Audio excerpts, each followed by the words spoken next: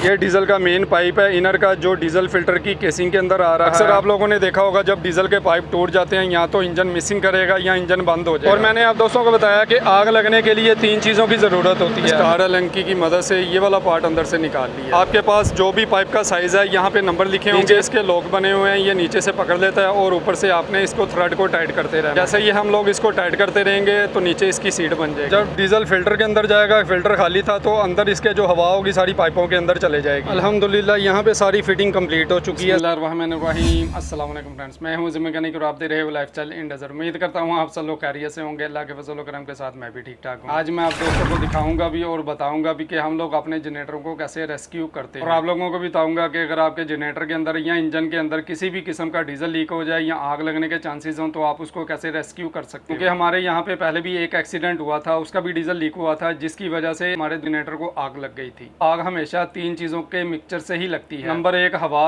Number 2 heat और number 3 fuel. Fuel किसी भी शक्ल में हो सकता है, डीजल हो, पेट्रोल हो, लकड़ी हो, कागज हो, प्लास्टिक हो, किसी भी मटेरियल का फ्यूल हो सकता है। आज हमारा एक दूसरा जनरेटर है, उसका भी डीजल लीक हो गया, उसमें भी आग लगने के चांसेस थे। अल्हम्दुलिल्लाह हम लोगों ने उसको आज कवर कर लिया। मैं सुबह नमाज के लिए उठा था, नमाज पढ़ के आया तो आके देखा तो नीचे काफी सारा डीजल निकला पड़ा। तो जब मैं जनरेटर के पास गया तो वहाँ पे बहुत ज्यादा डीजल निकल रहा था, तो मैं आप दोस्तों को भी दिखाता हूँ।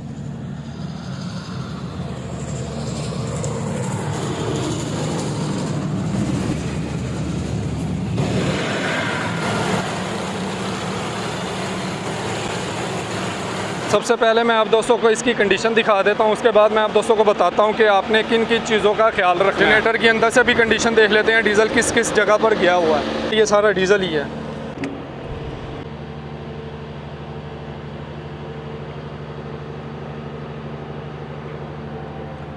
हर तरफ डीजल ही डीजल हुआ पड़ा है। ये कंप्यूटर है, अल्हम्दुलिल्लाह ये भी बच गया क्योंकि ये जनरेटर स्टार्ट ही था तो मैंने इसको बंद किया। और ये देखें यहाँ पे जो फिटिंग है ना इसकी, ये टूट गई है डीजल की। ये डीजल का मेन पाइप है इनर का, जो डीजल फिल्टर की केसिंग के अंदर आ रहा है। यहाँ से इस वाइट पाइप के थ्रू इस गैलरी के अंदर डीजल जा रहा है। ये गैलरी इंजेक्टर की है, यहाँ से फिर इंजेक्टर को डीजल सप्लाई होता है, जिसकी वजह से ये कंटिन्यू स्टार्ट था। अक्सर आप लोगों ने देखा होगा जब डीजल के पाइप टूट जाते हैं या तो इंजन मिसिंग करेगा या इंजन बंद हो जाएगा। इसके रिटर्न का पाइप टूटा हुआ है, जिसकी वजह से जो रिटर्न डीजल आ रहा था वो यहाँ से कंटिन्यू निकल रहा था। इसकी दूसरी साइड भी मैं आप दोस्तों को दिखाता हूँ वहाँ पे क्या कंडीशन है। नीचे सारा डीजल ही डीजल है और इस जगह पर भी सारा डीजल आया हुआ है। रेडिएटर के अंदर तक डीजल गया हुआ है। इस साइड पर एग्जॉस्ट मैनिफोल्ड है और यहाँ पर एक टर्बो भी लगा हुआ है। आप लोगों को पता होगा कि टर्बो जो है ना वो बहुत ज़्यादा हीटअप होता है। और मैंने आप दोस्तों को बताया कि आग लगने के लिए 3 चीज़ों की ज़रूरत होती है, फ्यूल, हवा, हीट। फ्यूल आपका किसी भी शक्ल में हो सकता है, डीजल, पेट्रोल, कागज़, लकड़ी, किसी भी शक्ल में फ्यूल हो सकता है। अब डीजल यहाँ पर मौजूद है और हवा भी यहाँ पर मौजूद है। तीसरी चीज़ थी हीट। हीट भी यहाँ पर मौजूद है। डीजल है वो कंटिन्यू लीक होता रहेगा तो उसके अंदर से गैसेज निकलेंगी। गैसेज निकलेंगी तो गैस भी फ्यूल है। गैस और हवा मिक्स होकर जब हीट के कांटेक्ट में आएंगी तो वहाँ पे आग लग जाएगी। अल्हम्दुलिल्लाह हमारे इस जनरेटर में आग नहीं लगी, ये अल्लाह का खास करम है। अल्लाह ने जो है ना बचा लिया।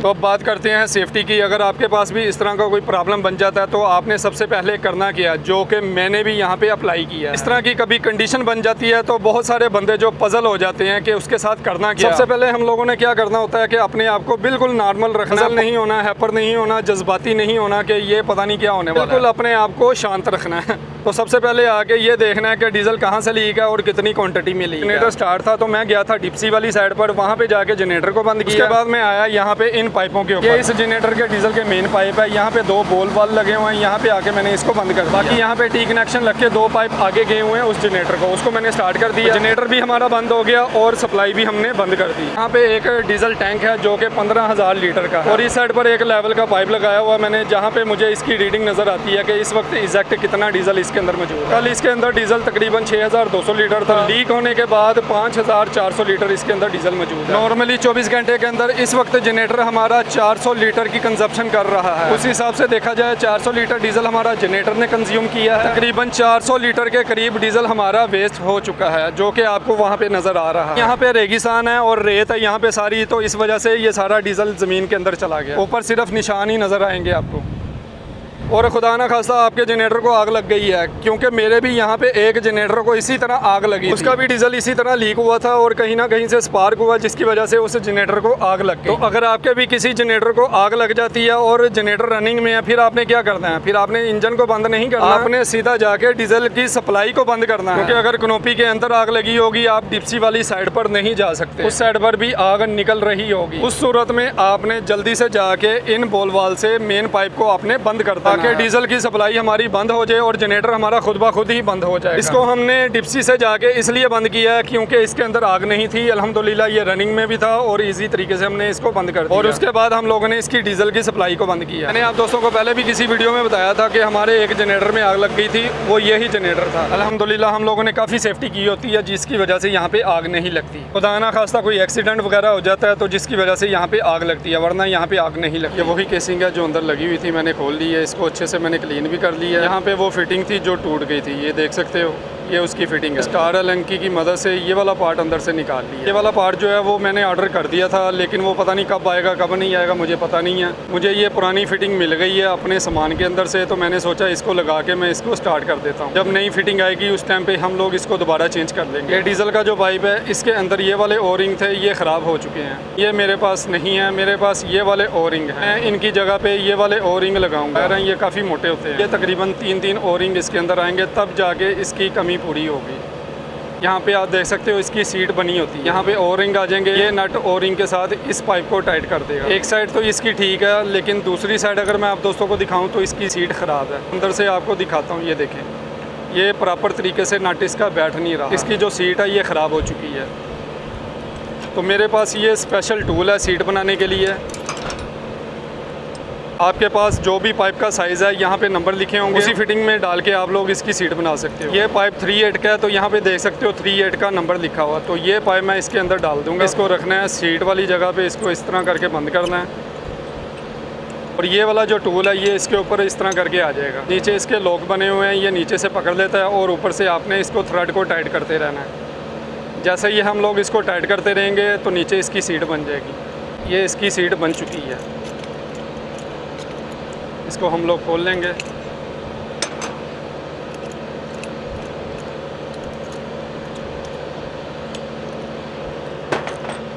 ये लें जी, सीट हमारी बिल्कुल तैयार हो चुकी है। ठीक है जी, इस तरह करके हम लोग इसकी सीट बनाते हैं। एसी के पाइप जो होते हैं कॉपर के होते हैं, ये वहाँ पे इस्तेमाल होता है। ये डीजल का लोहे का पाइप है, ये टूल इसके ऊपर भी काम करता है। अब इस पाइप के ऊपर मैं 3 ओ रिंग लगा दूँगा। मैंने 3 ओ रिंग लगा दी हैं और ये इसकी फिटिंग है जो कि आएगी यहाँ पे। यहाँ लगाने के बाद ये पाइप जो है इस तरह करके इसके अंदर आ जाएगा और ये वाला नट इसके ऊपर इस तरह करके लग जाएगा। इसकी फ़िटिंग इस तरह करके हो जाएगी। मैं डीजल फ़िल्टर की केसिंग की फ़िटिंग लगा देता हूँ और इसको इंजन के साथ लगा के आप दोस्तों को दिखाता हूँ।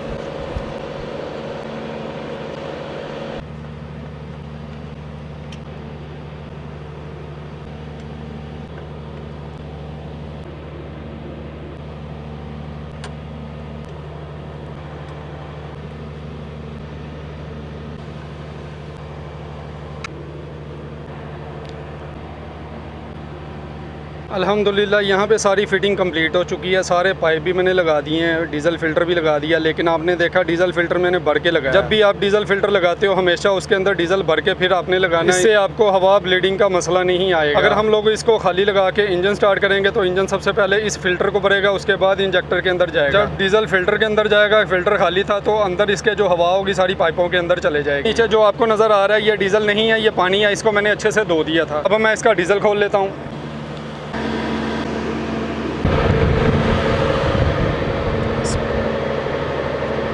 अब चलते हैं दूसरी तरफ, जाके देखते हैं हमारी कोई लीकिंग वगैरह तो नहीं है।